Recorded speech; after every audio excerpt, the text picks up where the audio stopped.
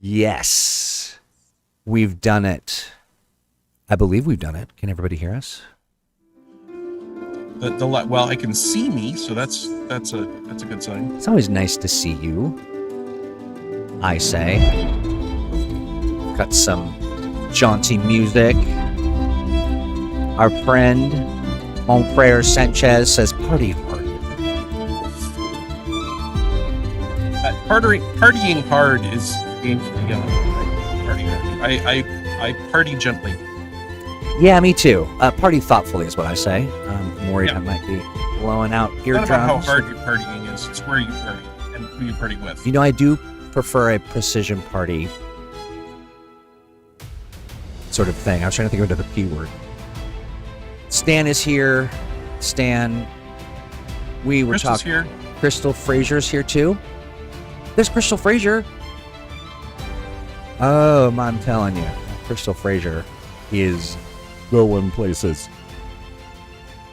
Yeah, if you want to get anything signed by Crystal, do it now. Get in there, get it done. Before Hollywood gets a hold of her. Seriously, yeah.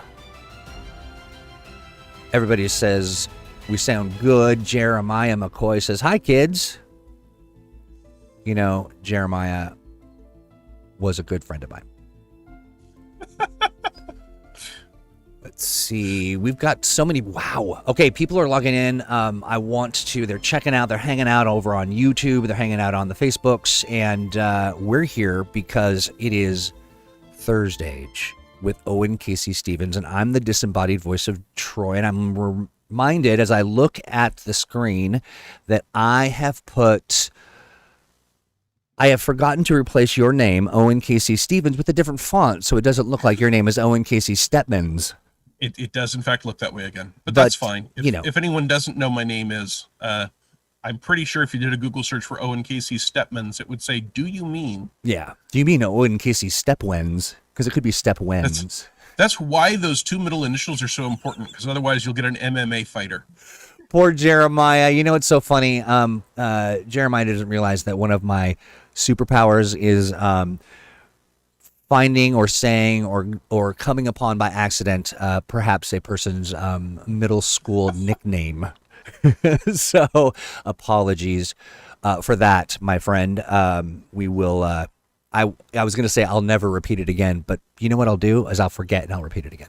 We will endeavor to be better. We will endeavor to be better. And that is true. And that's all we can do because that's what we're doing today. We are endeavoring to be better. We're going to talk about how the Fantasy Age playtest on our pending release impacts the Age Creators Alliance because it's Age Creators Alliance month for Green Ronin. We're talking about it all over the place, and including here on ThursdAGE. Hi, Owen. Hi, Troy. So talk to me, my friend.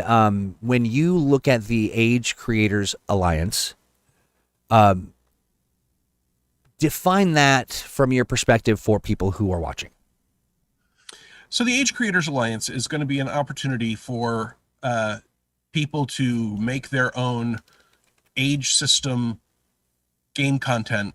Specifically, we're talking about adventures and campaign settings for the most part. Although if you need to add some stuff into those to make sense, and we can talk about that a little bit in a bit, you can add other crunchy rule bits here and there as well. Through a specific venue. So there's going to be a site where this material is sold. There's, licensing involved, and that will all be available for people to read. And the whole idea is that we will have resources available. There will be fonts and some art and some guidance on what this stuff should look like. And I do mean guidance rather than hard and fast rules.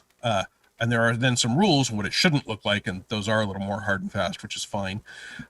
So that people can take the stuff that they, or even professionals can make stuff that they want people to use with age games. And here we're talking about Fantasy Age and Modern Age. And we may expand outward to some other options in time so that we can let this very creative community that I've had a lot of fun interacting with during the playtest take some of their material and put it out in front of a whole bunch more eyes and sell it and hopefully make money off of it. Okay, so just real quick, let me double check that. You're saying that people can tap into the age, fantasy age, modern age stories, write their own adventures or additional sort of, I don't know, compendiums or something that assists with gameplay and then sell them. Yeah, yeah, that's the whole idea. Wow. And it's being done in very much the same way that a number of companies are doing through the drive-through format. The one that people know best is the Dungeon Masters Guild, but there are other people doing it as well. And the advantage of the whole setup is that things like the licensing fees are figured out by the system on its end. So yes, there is a amount of that money that goes to Green Ronin because it's our system and we're putting out the resources. And there's an amount of money that goes to the venue, just like if you sold into the market, the distributor gets a cut and the retailer gets a cut. But the rest of it will go to you, and you won't have to worry about doing the math on that. And I mention that because I am involved in a number of companies that do profit share. And if you don't have it done automatically, then you have to go in every month and say, okay, so we got $105 and $35 was the cost for printing and shipping. So that's $70. And then someone gets 12.5% of $70. Let me do some math. And then I have to send it to them. And it can be a pain. But also that if you don't automate these things, it can be too much work for the company that is allowing people to play with their system, right?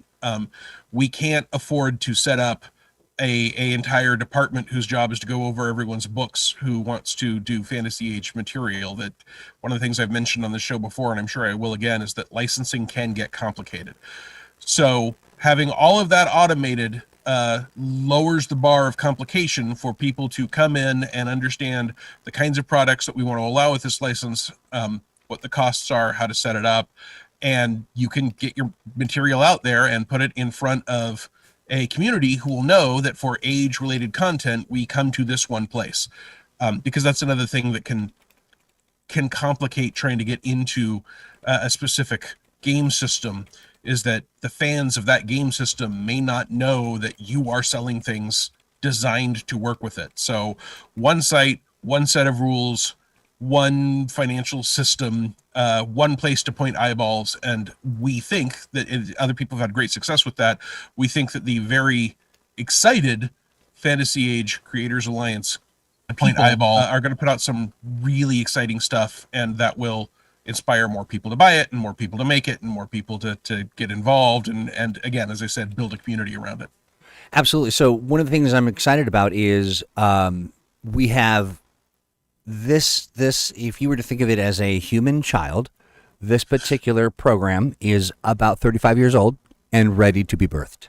And so we get to bring it to life and engage everyone and allow everyone to kind of connect with this. And the thought is, it's not even the thought, the plan. It's happening. I swear to all that is holy or unholy, or just all of it. It's going live next week. Yep. And next week is, we're going to do it on, what is next week? I'm looking at the calendar because I can't believe that we're the 15th. I can't believe Ides of April.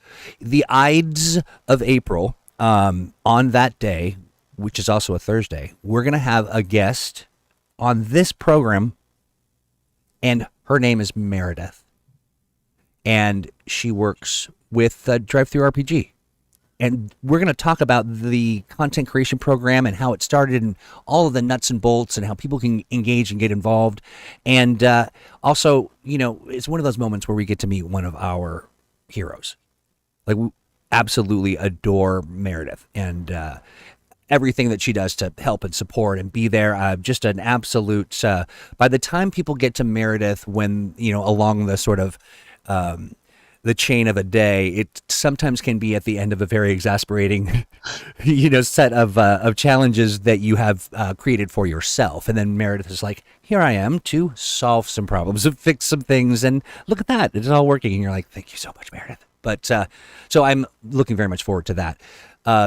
So one of the things, given that we've just done the play test, and one of the concerns that we had as well was, is there a potential or a possibility for disruption because people have been sort of working on their. So there are some people who are already engaged and working on the Yep. Age Creators Alliance content, and I wanted to kind of unpack that and get a sense of where you were at when you kind of looked at everything, and I was going to share my thoughts on it, but I'm not. I'll share it after you've shared yours because mine are less important.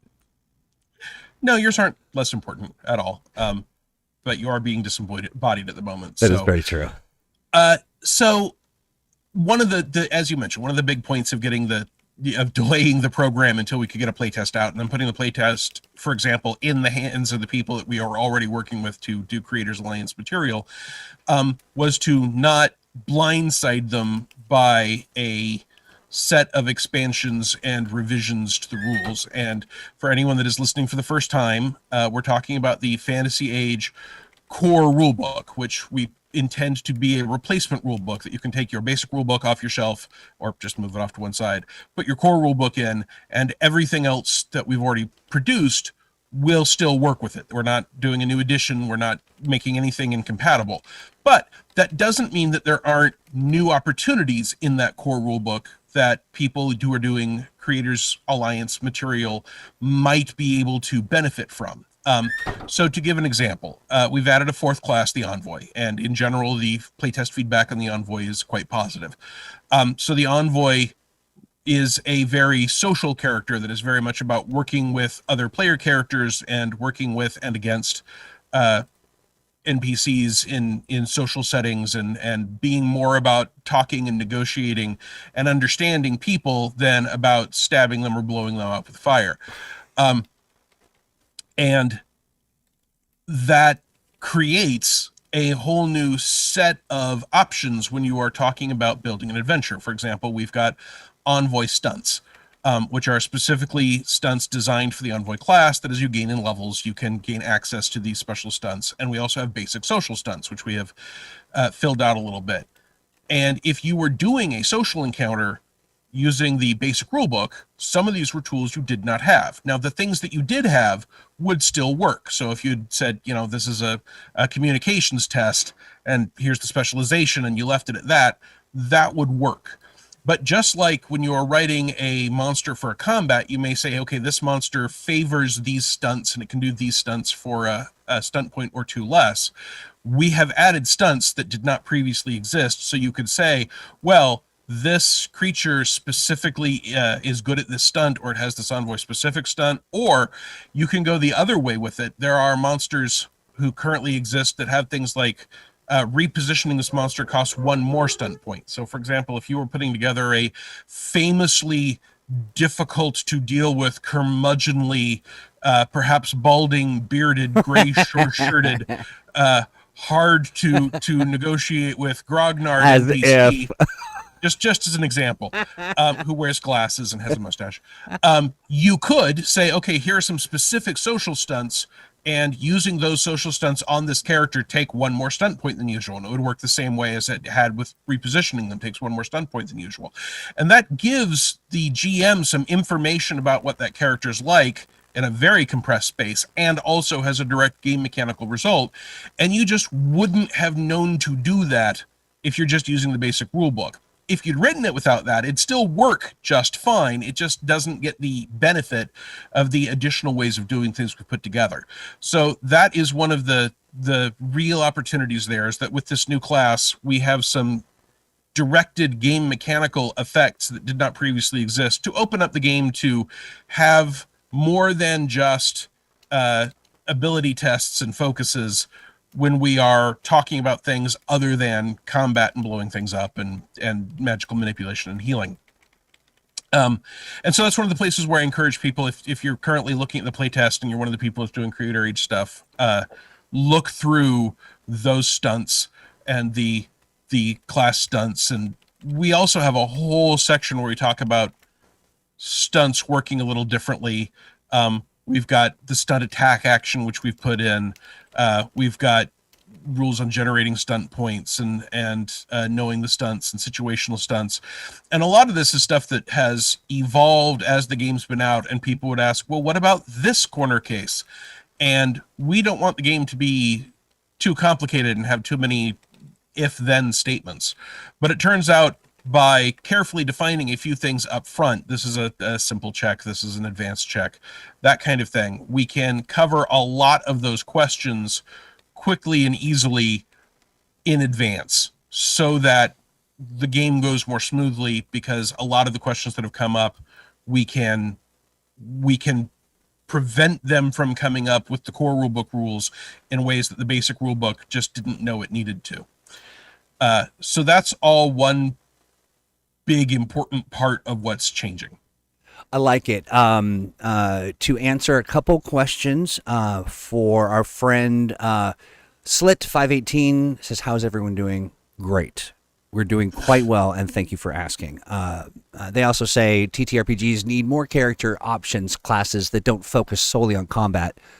Yeah. And Crystal Fraser says, the person to which you described sounds just lovable.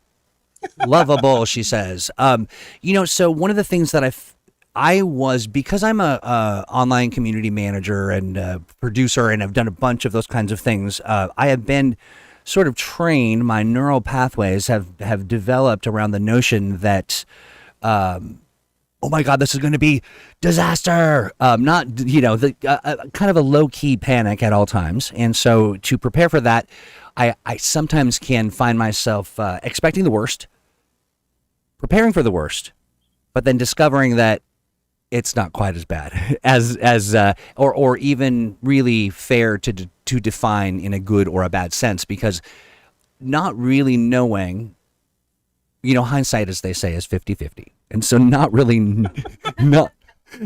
knowing what to expect. I was concerned that there would be some dramatic changes or something that would actually take what a person was doing and render it useless. And with a program that really wants to foster creativity and individual contribution and opportunity to sort of to be a designer, a developer of a tabletop role play thing, and Fantasy Age and Modern Age is critical. People love it, and to be a part of that is a dream for many, many people. I was worried that we would take a dream and just squeeze it, all of its dream juice, and it would just be a dry husk of a raisin of a dream. But in actuality, the way that you approached this development process was a kind of do no harm kind of like. So these are largely expansions and sort of evolutions of things, as opposed to rendering something useless. Yeah, we very much did not want to have anyone have to choose between what we consider to be a better version of Fantasy Age and the version they are used to, right? What we want is for people to be able to have everything they liked, and better. I'm trying to put sprinkles on your sundae, not turn your sundae into a pie. We can also, yeah, I was just going to say, we can also understand that if you didn't realize there were going to be sprinkles on the menu, you might want to come back and get some of those. And that's what this is all about. And maybe there are flavors that you like better with sprinkles. Maybe birthday cake ice cream is better with sprinkles than vanilla is. And now you want birthday cake instead of vanilla. Right. But that doesn't mean that vanilla is off the menu at all. And for that matter, if you add sprinkles to vanilla, it sort of becomes birthday cake. And that's extending the analogy way further than it should. Well, I was going to say, it is on the menu. Pook says, dream juice. And then Robert Emerson says, low-key panic is my off-brand breakfast cereal. Yeah, but wouldn't that be low-key Panic at the Disco? Yes, yeah, that is, yeah, I think depending on the timing, yeah, absolutely. And I do like to eat my breakfast cereal at the disco, so yes. So another example of where we've tried to do things to simplify and codify rather than totally change is we've got a whole Mastering the Rules section that talks about different kinds of ability tests. So we discuss which abilities and focuses apply, secret tests, but we also have a whole section on advanced tests, which are forms of complex tests, and chase rules and challenge tests, and and cooperation within tests. And all of these are designed to create a framework so that you don't have to make ad hoc decisions. It doesn't prevent you from making ad hoc decisions, but the whole point is, hey, one of the things that seems to come up a lot are chases. And the game system, if you're on the tactical combat level, doesn't hand doesn't deal with chase as well, because if I've got a 6-inch move and they've got a 6-inch move, and we're literally just hopping across a battle mat, or we're saying I move 30 feet, well I move 30 feet, well I move 30 feet. Obviously it is possible to catch someone, but the sort of crunchy tactical level of play doesn't handle that well. You know, And I'm so having a unified set of chase rules as an example of our advanced and challenge tests says here's a specific way of doing things, and then we put that in your hands so that you can work with anything that should be using that sort of challenge test or advanced test. And by having a example of how that goes and putting it together, if you are building an adventure, you can, instead of having to say, well, I want this to be a pie eating contest, and then go, I'll have to come up with brand new rules for a pie eating contest, because I don't just want it to be, hey, make a constitution test and whoever gets highest wins. One of the things that happens sometimes with role playing games is that if there are sort of multi-stage choices and threats and losses that can occur in one venue, like combat, and there aren't in another venue, like pie eating, people tend to focus on combat in a game because it doesn't seem to support pie eating well. That doesn't mean that you can't end up having a pie eating contest, but you end up just generally saying, okay, just we'll have a single test, and that will focus on it. And that means that you've got less time spent on it, and thus less spotlight time. So by coming up with these rules that you can easily adapt to a whole range of different kind of challenges and chases and navigation, those sorts of things, we are hoping that people will be able to all become familiar with those options and maneuvers and choices the way they become familiar with spellcasting or combat, and that makes that more fun to interact with in an adventure and opens up for people to use them creatively in an adventure, so that you can add more pie eating contests, or you can use the same sort of rules for, hey, the barn's on fire, how do you want to put it out? Or my pies are burning. Yes. There's a stampede coming through town, how do you try and save town?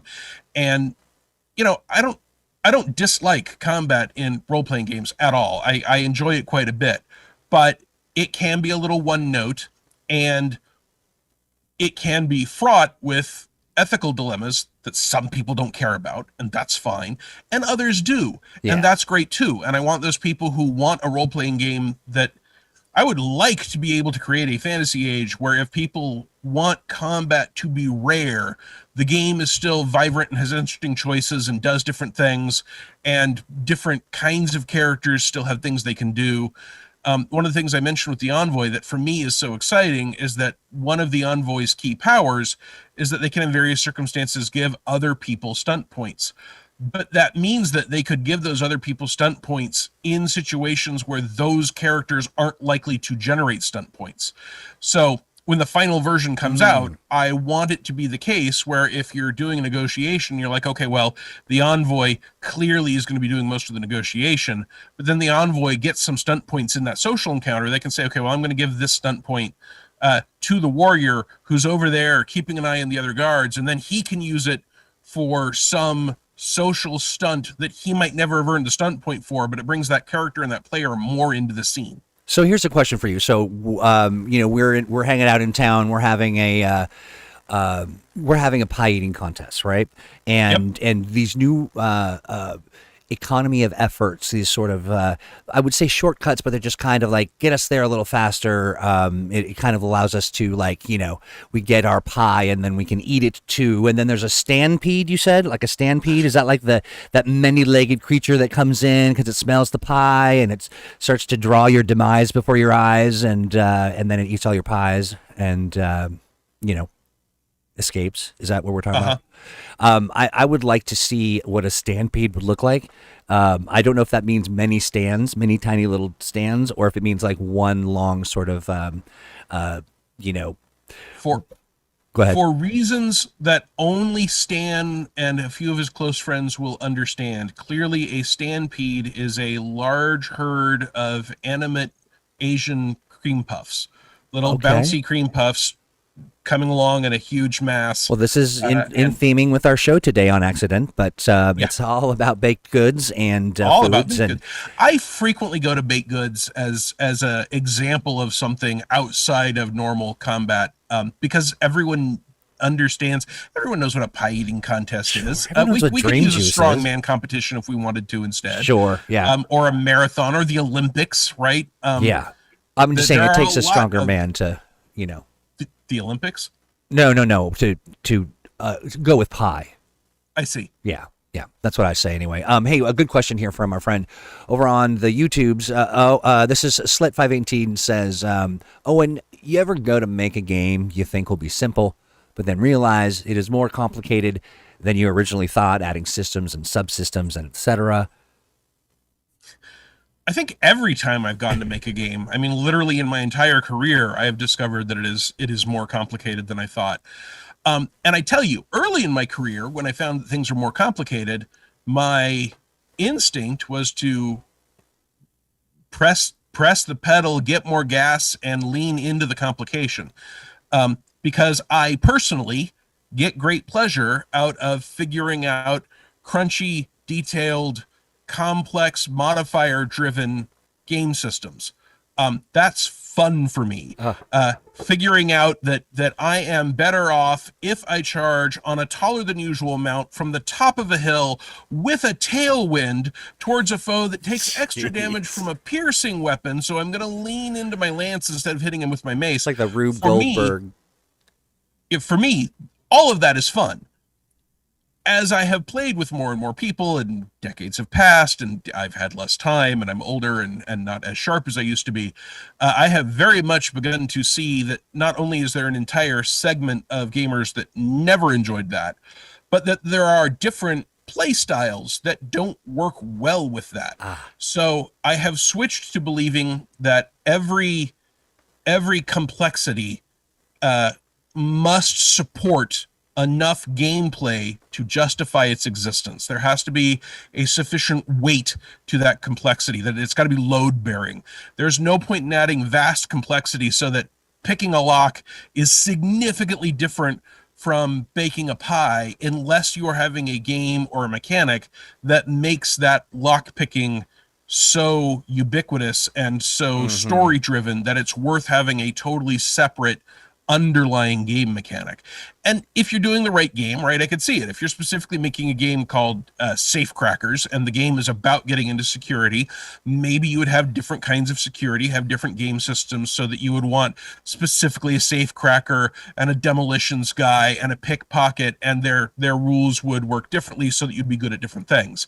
But for a game that you want to be a sort of broader game that can support all of these, having one rule set that then gets applied different ways, in general, I think can reduce complexity without reducing the depth of options. And it's just by your explanation shows sort of where you're at and the complexity of making those decisions and choosing to go down certain routes or to undo certain things that may have been done in the past that, with our kind of evolving understanding of inclusion and all that stuff, needs to be shifted and changed, but I am thinking I'm inspired. Maybe I'm going to do my own game. And I'm going to call it Pie Daddy. And it will be all about various kinds of pies and the creation of those pies. And I think that rather than just have to resolve things with a die, that you actually have to bake a pie. And then at the end of all that, like a 4 hour long, you should probably have 4 or 5 pies. And then everyone wins. I mean, I would mock you, but I am the publisher of Gingerbread Kaiju, where you bake gingerbread to use as tokens that you fight with each other and you eat your enemies. So okay, so yeah, maybe I'm picking this up. There's absolutely room for food-based gaming. I love it. Yeah, folks, do me a favor. Let me know if you would be interested in playing a round of Pie Daddy. Come to my Patreon, patreon.com/soon-to-be-Pie-Daddy. No, I'm kidding. I don't have a Patreon. Pies and Pies. Oh, yes. Yeah. Pies and then pie, the mathematical pie. So a quick question specific to the changes and how they're impacting the Age Creators Alliance. And, I hate saying changes. I know they're changes, but I like to say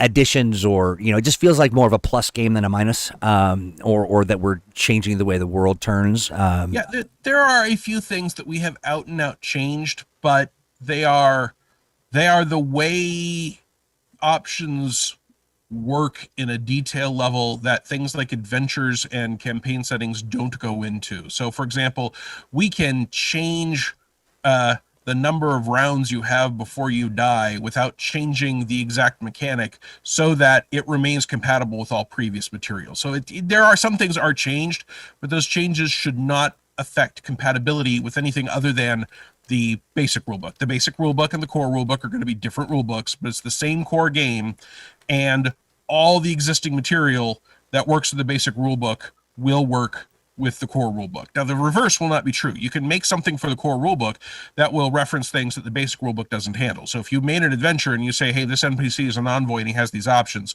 someone who just has the basic rulebook might well not see those options. They may not be in his book because the envoy isn't in there. So it is a one-way compatibility, but I do think of it as an upgrade. The idea is that you can take this upgrade book and everything you already have will work, and we should keep selling it, and it will all fill those same niches. So I don't want to downgrade that nothing's changed, but as much as possible, what we've done is clarify and make additions, and where we are changes, those changes are to tweak details rather than entirely rewrite how a thing works. So I'm looking at and this may just be me, but when I go to facebook.com, I get an error. It says, sorry, something went wrong. Just in general, just the page itself.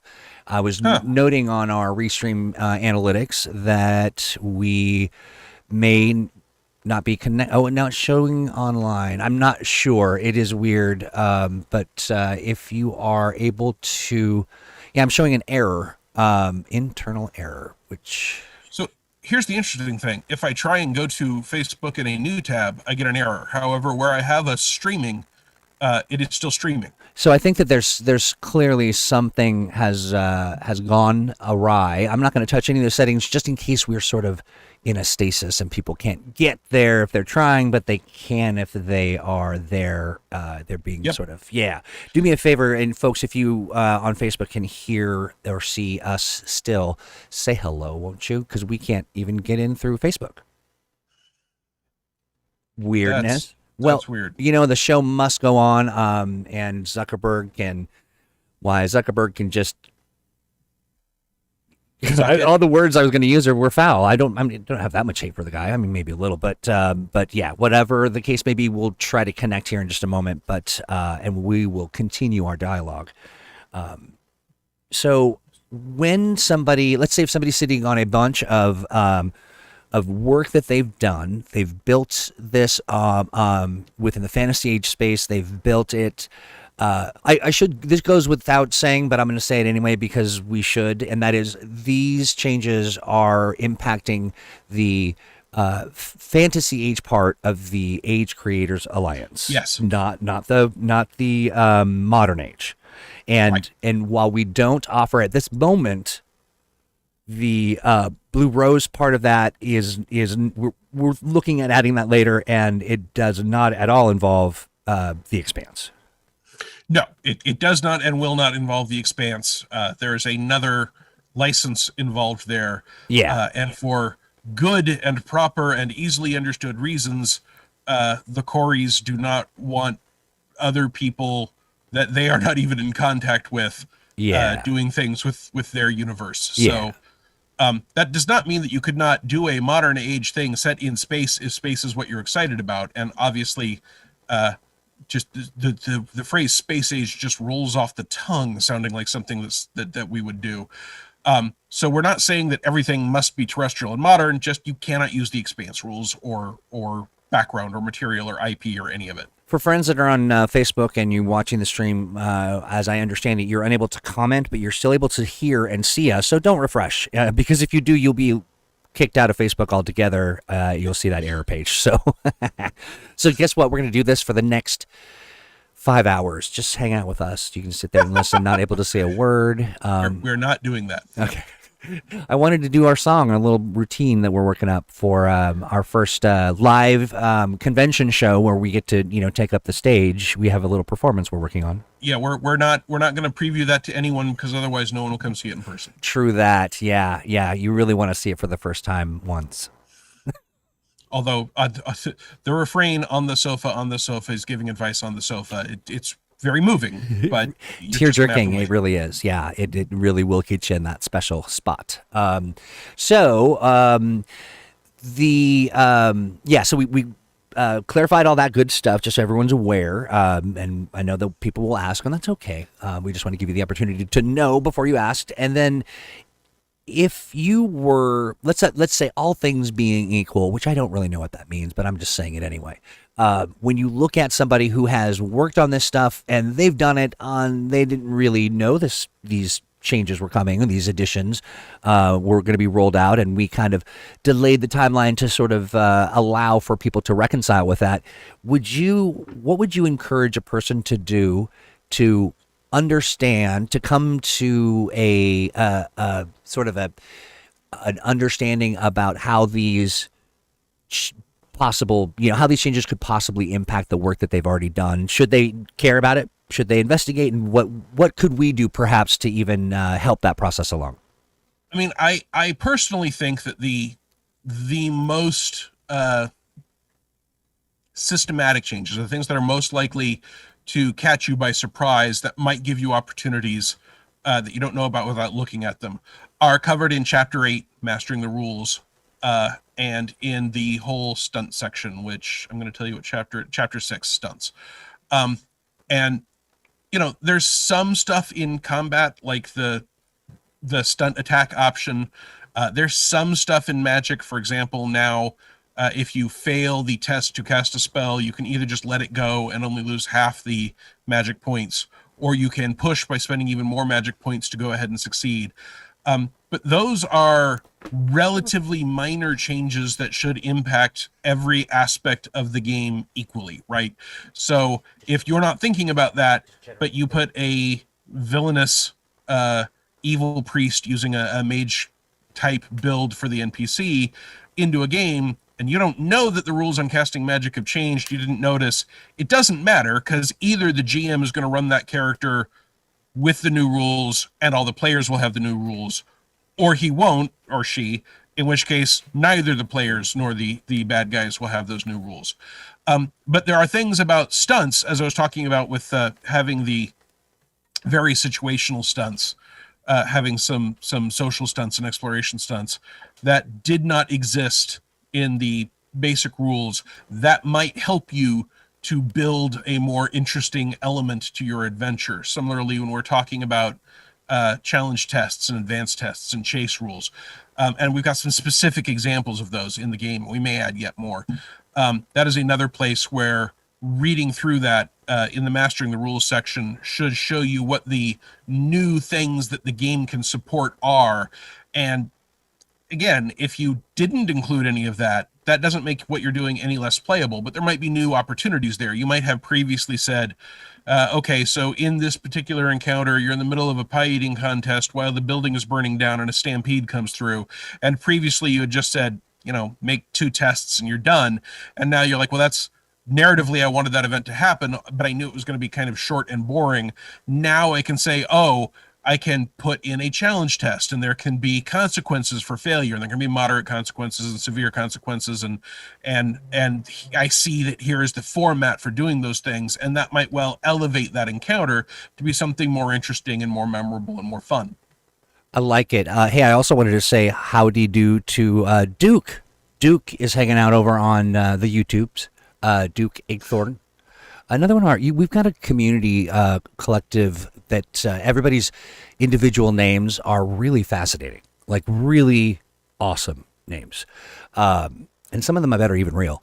I wanted to also say, yeah, it looks like we're still experiencing the Facebook outage, and that I verified that with somebody who is, they're talking to us. They're not kind of on the same network as us. So, downdetector.com says that there are problems at Facebook. Yes. You could probably hit a couple other websites and get that same report, Yep. Whether it was today or nay. Okay, so what time is it now? Oh, it's 2:42. How does this happen? We did start on time, right? No, we started on time. You're letting me blather, and that eats up a lot of time. Oh, no, I mean, I enjoy it. I really do, and I think it's important. And I'll tell you, there are people who check in on what we're doing, and they love it when we get into the weeds. They really do. I mean, that's a thing that they truly enjoy, and they definitely enjoy hearing your kind of unpacking of your process. The thing I love about it is that you're not saying, do it this way or die. You let people choose their own demise. That is very, very Choose your sweet of pain. you. Yeah. Duke agrees. Indeed, weeds are great. And I know that every single person on Facebook watching right now agrees 100% without question. I'm speaking for them, of course, because they cannot. And that's just the kind of service we provide here on ThursdAGE with Owen Casey Stevens. Looking to the future of, sort of what we're right now. We've done the play test. We've gotten significant and important feedback, right? It's been all in all, you think pretty good? Oh yeah, no, the playtest is doing exactly what we want it to do. I do want, and I know that there are people who have played some games and have some opinions and are trying to find the perfect moment to put those in exactly the right format and send them to us. And I just want to tell those people that time is now. I know that getting the survey out took a little longer than we expected. Things My happen, fault. and I can understand. Wait, no, I didn't get it to you in time either. Point is, I get it if you don't have time, but really, we are making final changes to the book now. And so the sooner you get that feedback to me, I mean, literally the difference between, this weekend and next weekend is a huge difference in terms of how much we can analyze and consider that feedback. And we want to make a game that excites all of you, that you have fun with. And, the little things like, hey, you didn't give the envoys the same equipment options you gave everyone else. That's crucial, and we're getting that.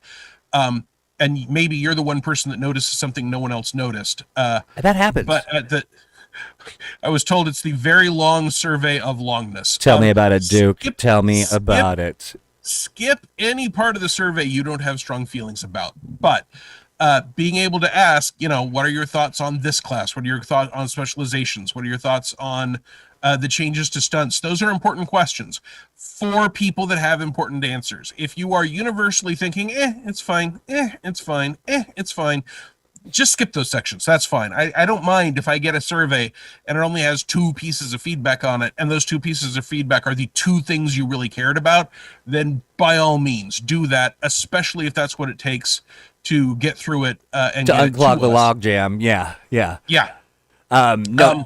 that stuff's important, but I wish that I had 6 more months to lovingly fine craft every word of every piece of feedback and weigh them and form councils to consider them. But I've got, Duke, I'm sorry. Go ahead. Finish your thought, and then I'm going to dive in and answer a question that Duke has. Duke, yes, send your typo collection document to Troy.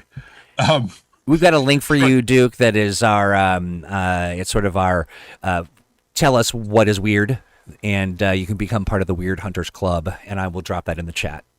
Yeah, 100%. And we appreciate all of that stuff very, very much. I don't want to suggest we don't. But we need it now.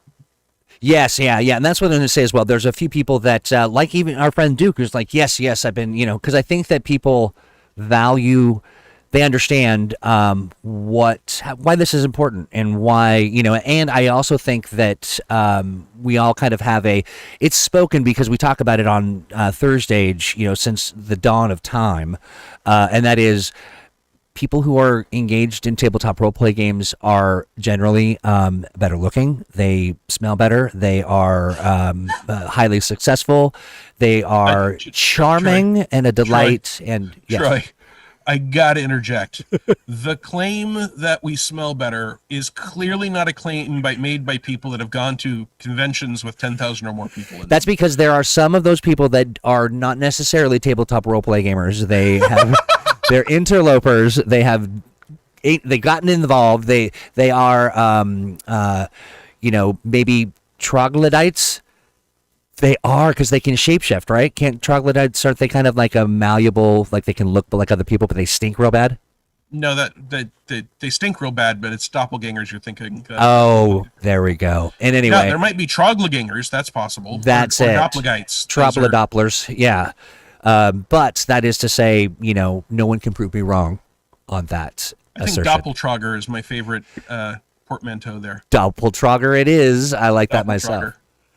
But yeah, so the reality is we'll know you're smart even if you do a little shorthand. Get it out the door or become a sneaky troglodopper. Yeah, and as long as what you've written is understandable, don't worry if you've got typos in your feedback to us about typos. The only place where that matters is if we can't figure out what you're saying. But on the other hand, if we can't figure out what you're saying in one place but can in another, then sending it to us with half of it not comprehensible is still better than not sending it to us, because if you don't send it to us, we can't comprehend any of it. That's right. Then yeah, better to have a voice than no voice at all. I am furiously searching my shared drive as I look for that link that I'll drop in the channel before we jettison. And we've got a few minutes. I feel like we've lived a life. It's like an entire lifetime in the 49 minutes that we've been broadcasting.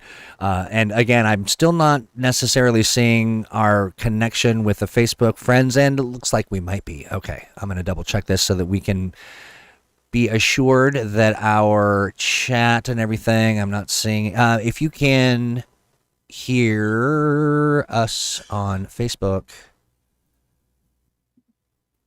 My Facebook connection came back, but that doesn't mean everyone's did.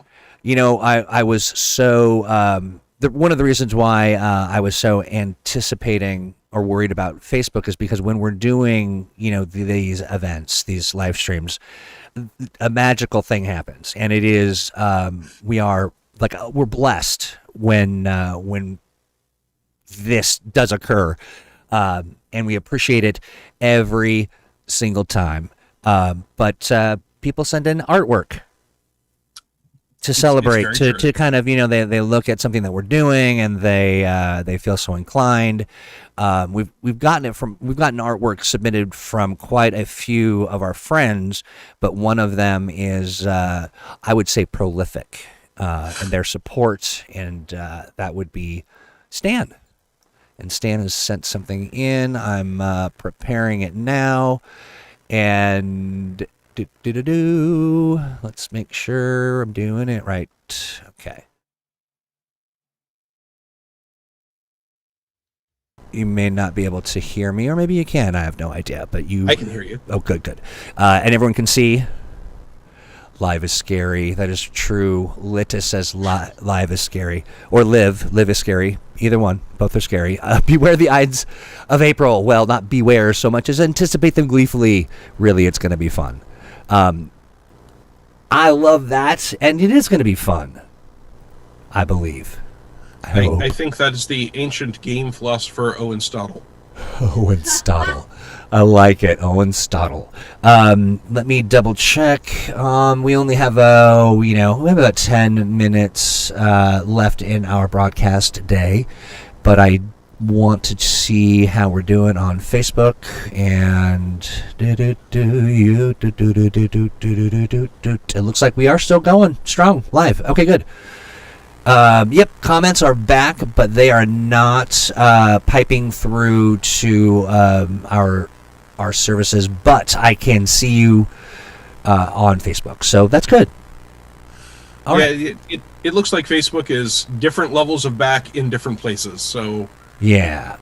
Do your best, folks, or come look at us at YouTube, where apparently things are currently going strongly. Right. Yeah, and I can see, and I'm hanging out on the Facebook side. I just kind of popped in there, and yep, I see everybody. Excellent. Okay, great. So, what was I going to tell you, Owen? I was going to tell you something amazing, and then I completely forgot it. I'm blaming Stan. We had a stampede. Got me all messed up. You have failed the complex challenge test. Yeah, by executive function, not so much Hey, so a question for you, Owen. I do want to know this. One of the things that we like to do is sort of celebrate people who are doing things in the community. We're talking about community content today. We're introducing some people or encouraging some people to engage with our content creation program, the Age Creators Alliance. One of the things, real quick, just to put a cap on that, if you are interested, send a note to let's play at greenronin.com, greenronin.com, and I'm going to get you the templates and things you need to participate. And if you have questions, and part of the idea here, this is advanced stuff. This is next level business. And while we are available to provide you with some thoughts and some guidance, we're not running a, how please evaluate my product. But that being said, we're also evaluating your product. So, so just be aware that we will do as much as we can within, certain boundaries to get things done. Primarily because this has to be your work, and also we've got a lot going on. A lot going on. So I'm just sort of setting expectations. With that being said, Owen, can you do me a favor? I have had a bit of a challenge because I'm a kind of a nosy person, and in the day of the online personality and the opportunities to learn about people and get to know them, I oftentimes am unable to track down, especially someone like you, who is like, you have about 40,000 irons and about 50,000 fires. Can you do me a favor and give me a breakdown? What is the world of Owen Casey Stevens? We know you're the lead developer for ThursdAGE. We know you are the star of this live stream. We know that you have a traveling, clogging kind of dance, disco dance party that you do annually, and everyone loves it and missed it last year. But what else do you do? So I'm also the publisher for Rogue Genius Games, which is a tiny little game company that is largely me and LJ Stevens and Stan Brown, Stan exclamation point. And it's an evolution of Super Genius Games, which was myself and Hiram Savage and Stan Brown. Pardon. Being a publisher means that I don't get to do as much writing or development as I would like anymore, but I still do writing and development for it sometimes. I am currently engaged in trying to catch up on the 52 and 52 program, which is a subscription program with 52 PDFs, each of them actually 208 PDFs, because 52 concepts for 4 different game systems, which was supposed to be one a week last year, and pandemic. And it has taken a longer break than I would like, but getting back to it is high on my list of things to do. And then I do a fair amount of freelance. I do freelance writing and developing because I am so far behind on things like 52 and 52, and because Fantasy Age obviously is at a critical moment, takes a lot of my time. I'm sort of not taking on any new projects right now, but I've been heavily involved in Grimmer Space, which is a sci-fi horror fantasy setting for Starfinder that is being done by good friends Ron Burton and Luke Resta, and they've got one more really interesting partner, which I will let you look up if you go to Grimmer Space. But he's someone that, if you're a fantasy fan, you've seen his movies. And then I've got a blog, owencasey.com, which is supported through my Patreon, nice. Which is Patreon/OwenCaseyStevens. Where I put up my thoughts on the industry and philosophy and stories and essays. Food-based villainy. What? Food-based villainy. Food-based. Well, and then of course there's my Facebook and Twitter accounts, which I'm sure Troy will end up linking. Yes. Where I will do any little thing that enters my head. Literally, during the tech prep for this broadcast right here that you're listening to right now, we used the term hot mic, and so I wrote up a short description of hot mic as a street level superhero. Can you read? Do you have it handy? Can you? Oh, absolutely. Yeah, no, it's right here on Twitter. But it's under the hashtag street level heroes. But Hot Mike has the telepathic power to cause people near him to say aloud whatever they are thinking. He wears a body cam with a mic. He believes anything that can be destroyed by the truth should be. He gets beaten up a lot, not always by villains. Also, he's hot. and then hashtag street level heroes. So I just do content like that, and that is all supported through my Patreon. So the people that give, just even most of my supporters are at the $3 basic, effectively buy me a cup of coffee and a cheap, Dunkin' Donuts cup of coffee, not a really expensive Starbucks cup of coffee level. And I appreciate that, right? That support is huge. And I know that not everyone is in a position to do that, which is why the vast majority of content I generate is just freely available. I will occasionally do Patreon exclusive stuff, but I haven't in weeks or months at this point, except at the $10 level, where people get a monthly PDF that has not just my blog stuff, but pretty much all my free online content. But that is the other big place where I put it, news and advice, and sometimes people will ask me questions. And then, since you asked what else I do, I am also technically a consultant. I don't get many consultations because I charge what I consider to be an outrageous price for my consultations, because I don't want to be stuck doing a consulting job. So I charge so much that if you're willing to pay it, you have my undivided attention. But I do that occasionally. I've got a consult or two a month on average, and normally, right, we have a little conversation about what you want to consult about. I make sure that I think I'm a good fit to consult with you about that. Maybe we send some information back and forth on what your main concerns are, and then we take an hour, a little more than an hour sometimes, for a Zoom-like video chat, and we go over whatever your topic or concern is. One of the things that you'll notice, friends, as you've been hanging out with us on these consecutive ThursdAGEs, and my opportunity to work closely with Owen across multiple sort of disciplines, right? Like this is our sort of a performance discipline, and we're all fun and games, and then what you don't see off screen is that we become deadly serious, and we just really take things very, very seriously, and we don't actually. We have a lot of fun, but we.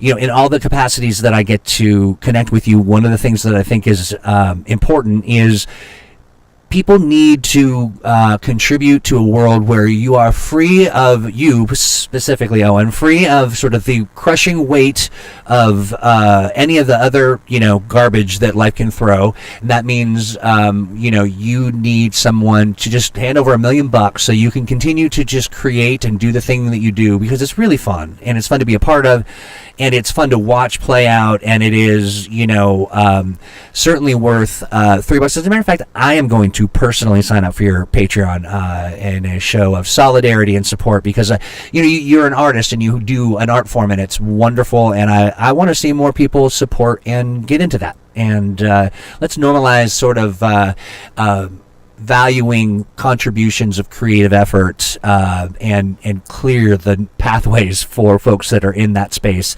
by becoming a patron, or by buying their product, or celebrating them when the time comes. And I appreciate that very much, and I appreciate all my backers.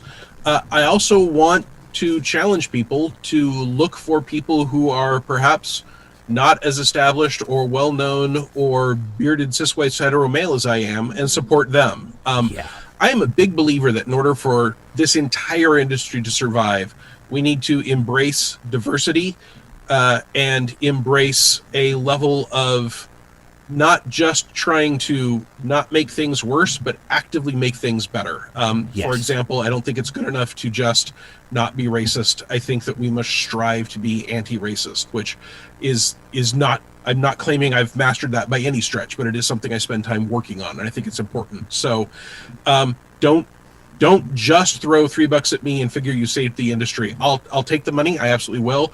But honestly, if you can only afford one $3 backer, I am guessing that there are more deserving people who have less attention out there. So seek them out. See what excites you. See what voices you want to elevate.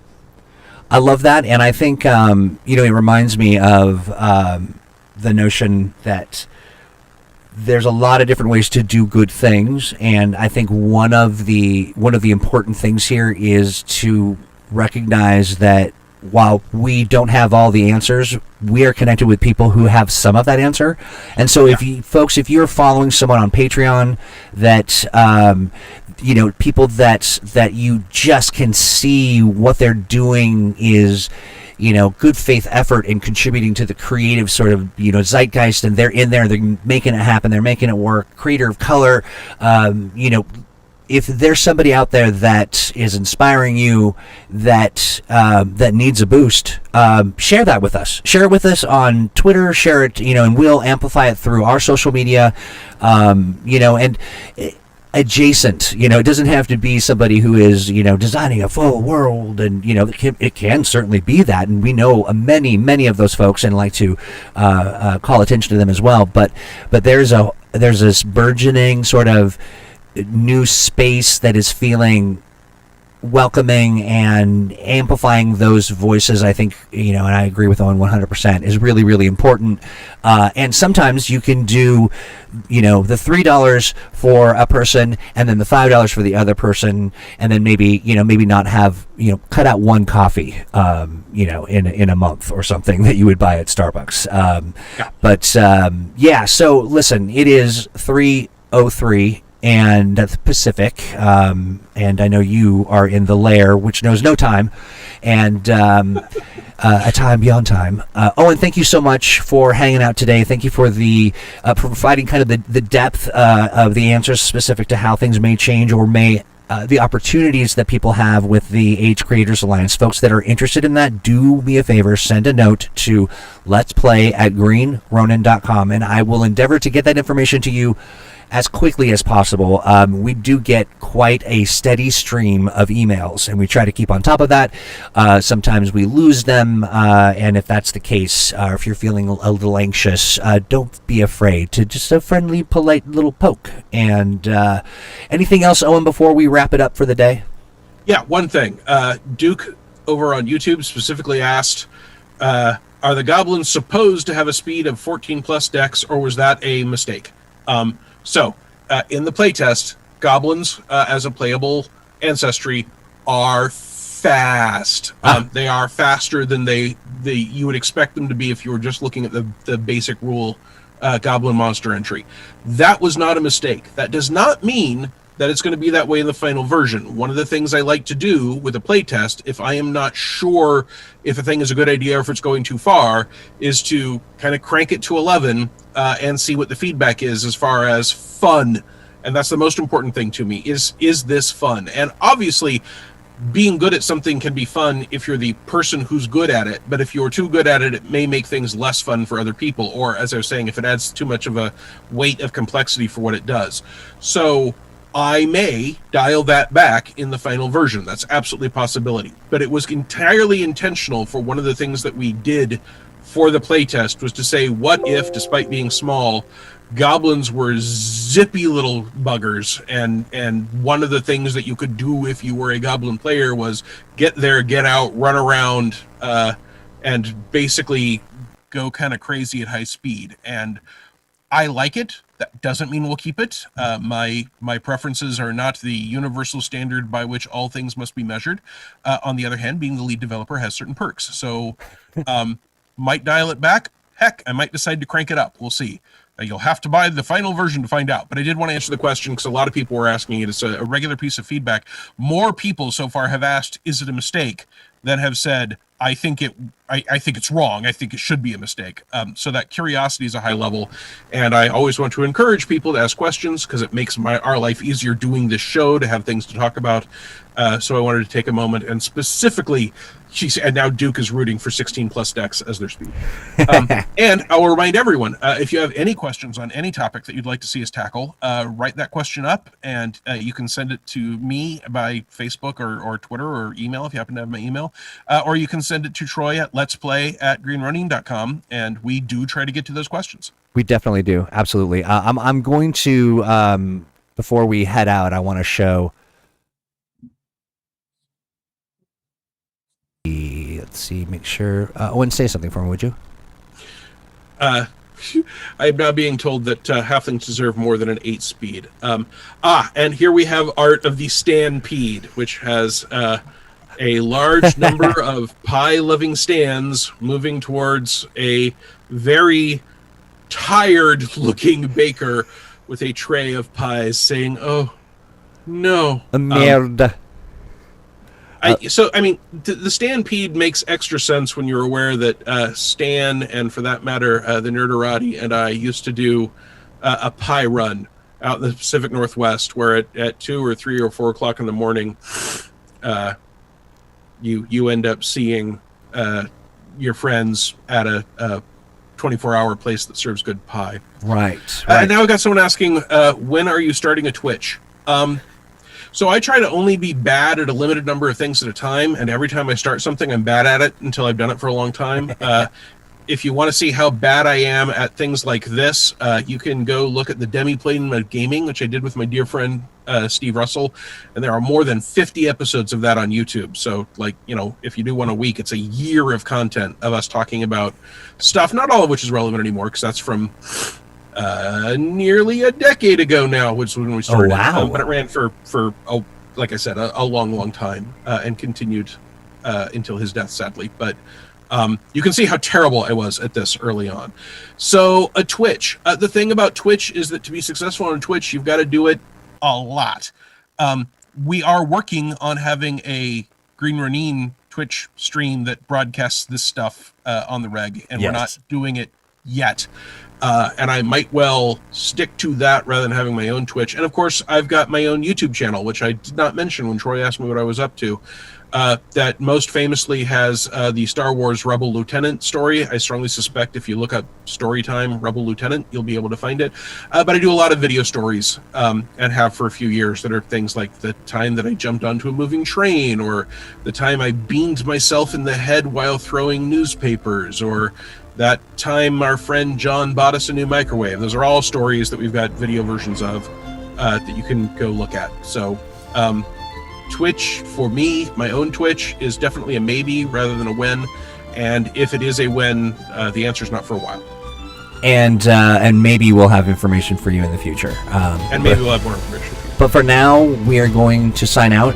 Owen, thank you again. Thank you to everybody who's been watching and listening and hanging out with us. I do so love a day when there's a technical issue that has nothing to do with me.